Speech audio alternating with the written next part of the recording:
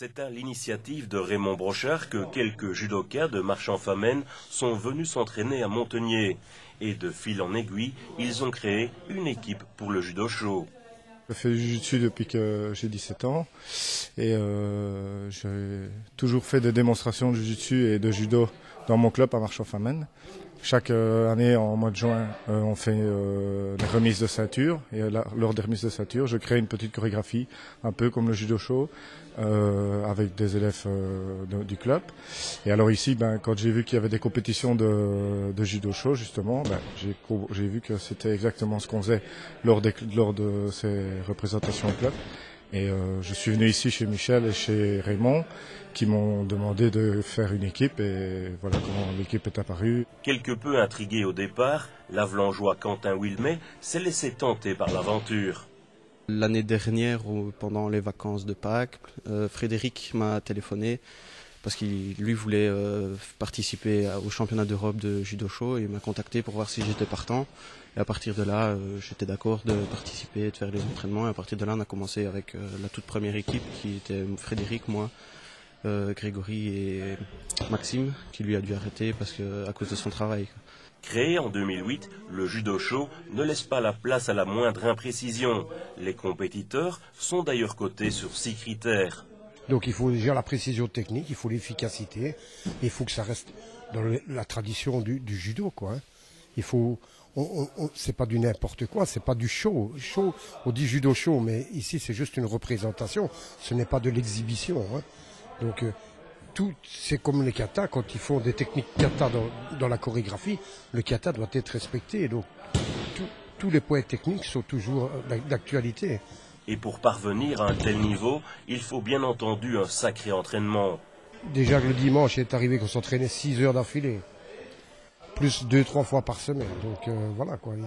Enfin, les gars ils ont bossé et puis il faut mettre au point vis-à-vis de chacun, vis-à-vis de la morphologie de chacun, vis-à-vis des possibilités techniques et physiques aussi de chacun. Donc il faut qu'on mette une chorégraphie, un programme, et il faut que tout soit parfait point de vue technique judo et jiu-jitsu.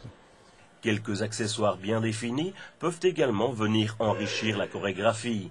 Dans les katas judo, les katas supérieurs, on utilise le sabre, le couteau, la dague, le revolver, le bâton court aussi. Donc nous pouvons utiliser les armes traditionnelles au judo.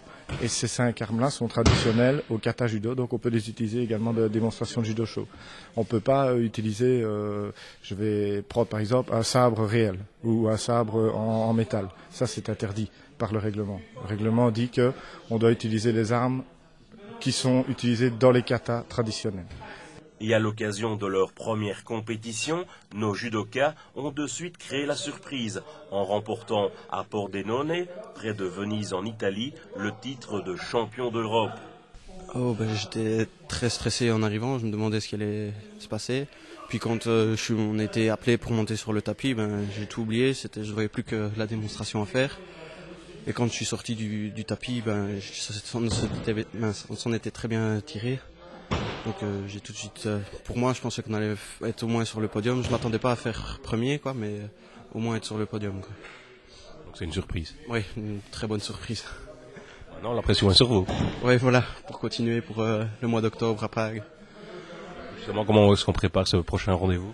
On fait des entraînements comme ici. Là l'équipe n'est pas au complet, mais on prépare toute une nouvelle chorégraphie avec des mouvements plutôt applicables au self-défense, des mouvements plutôt kata, je vais dire.